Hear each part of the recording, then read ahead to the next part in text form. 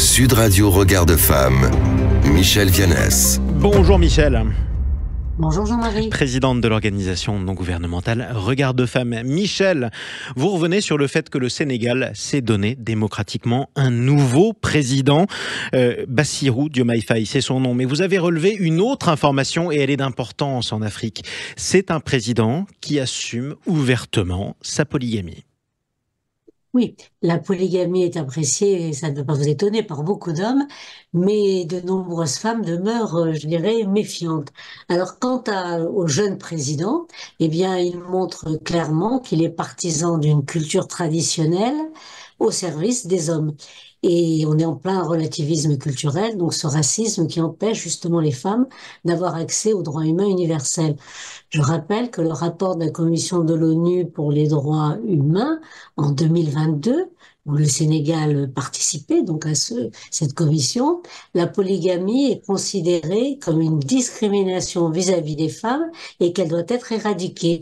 Mais la dénonciation de la polygamie est ancestrale, puisque en Wolof, la langue du Sénégal, la coépouse est désignée par Wuj, qui veut dire rival. Donc ce n'est pas une question occidentale, hein. On voit bien que c'est partout.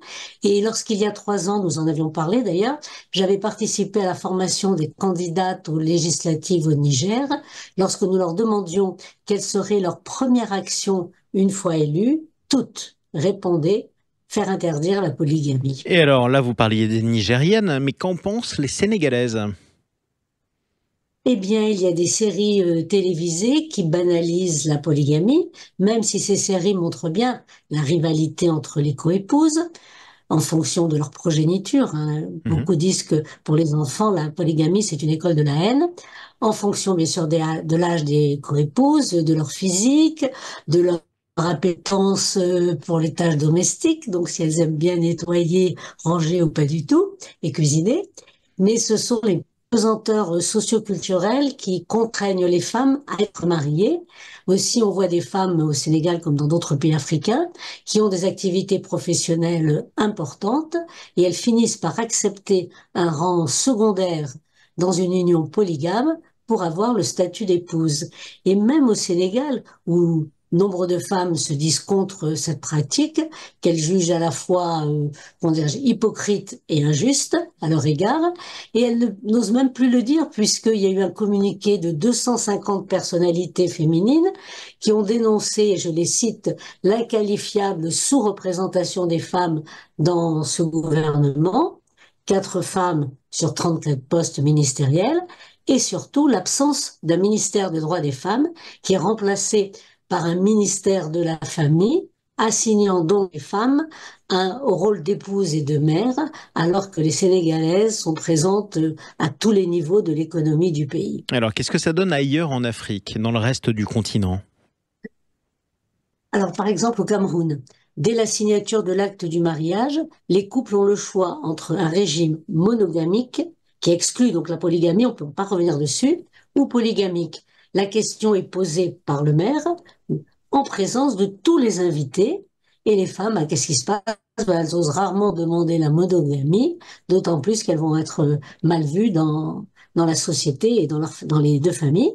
Et donc, on voit bien les limites du consentement.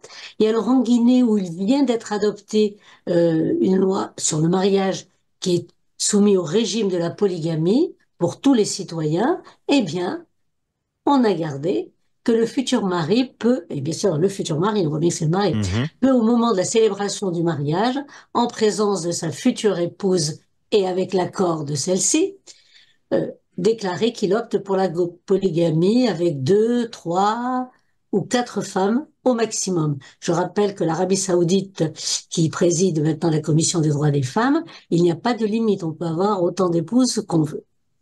Et peut-être, en conclusion, rappeler que la polygamie a un impact très important sur la démographie galopante de l'Afrique et donc, par conséquent, un effet négatif sur le développement du continent. Et à terme, effectivement. Merci beaucoup, Michel Vianès. On vous retrouvera avec plaisir un prochain samedi dans le Grand Matin Week-end. Je rappelle que vous êtes présidente de l'organisation non gouvernementale Regard de Femme. À bientôt.